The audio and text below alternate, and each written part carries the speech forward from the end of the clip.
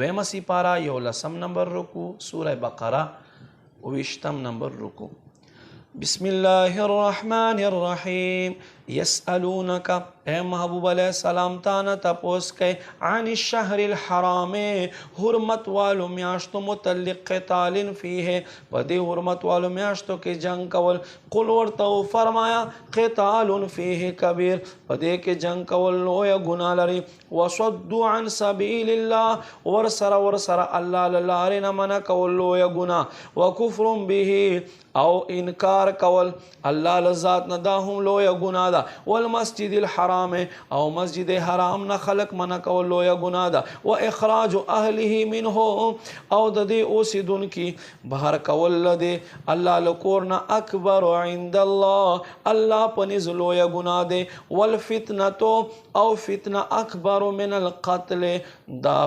فتنہ فساد لویا گناہ دے لقتلنا ولا یزالون ہمیشہ بد یقاتلونکم تاسو سر بجنگ کے حتی یردوکم چدوی تاسو گرزوی عن دینکم دا دین دستاسونا ان استطواعو کچھرت دوی وسورسی ومن یرتدد منکم او سوک ہم چلستاسونا و گرزی گی عن دینی لخپل دیننا فیمت پس دے مرشی وہو پدا سیال کی کافرون چدائے کافری فاولائکا پس دکا اغا خلق تی حبتت اعمالهم چدوی عملون برباد شول زی شول فی الدنیا والآخرہ پا دنیا پا آخرت کے واولائک اصحاب النار دا خلق اور والدی ہم فیہا خالدون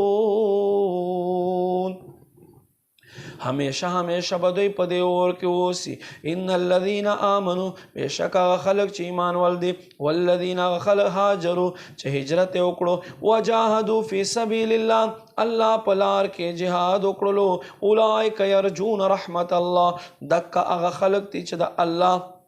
دا خلق دے اللہ دا رحمت امید لری واللہ غفور الرحیم اللہ بخون کے مہربان دے یسألونک اے محبوب علیہ السلام تانا تپوس کے عن الخمر والمیسر شراب او جوار متعلق قل ورتو فرمایا فیہما اثم کبیر پدے کے لویا گناہ دا ومنافع للناس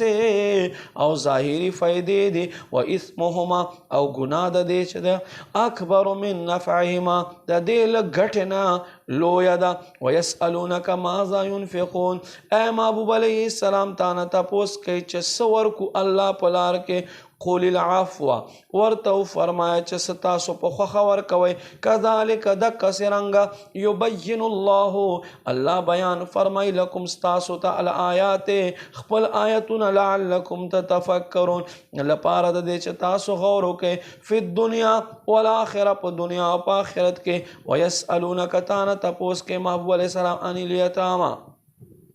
یتیمانانو متعلق قل ورتو فرمائی اصلاح لهم خیر دوی دے پارا اصلاح دا غور عمل دے و ان تخالطوهم کتاسو دی مال سرا ملاو شئی فاخوانکم بیا دوی دستا سنون دی واللہ یعلم المفسد من المصلح اللہ تا پتا دے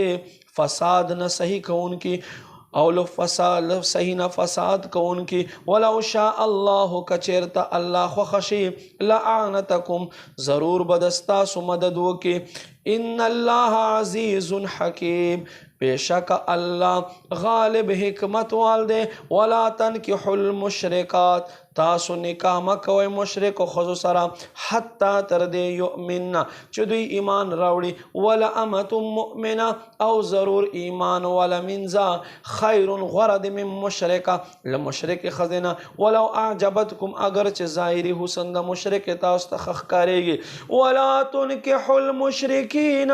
تاسو نکاح مکوی مشرکین سر حتی یؤمنو تردے پورے چدوی ایمان راوڑی ولا عبد مؤمن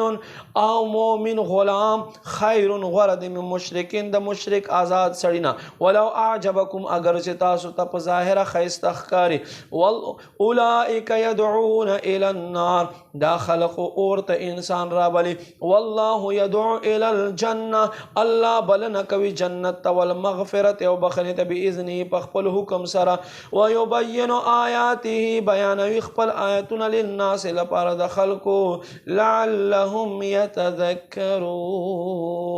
لپاره د دې چې دا خلق دیان وکړي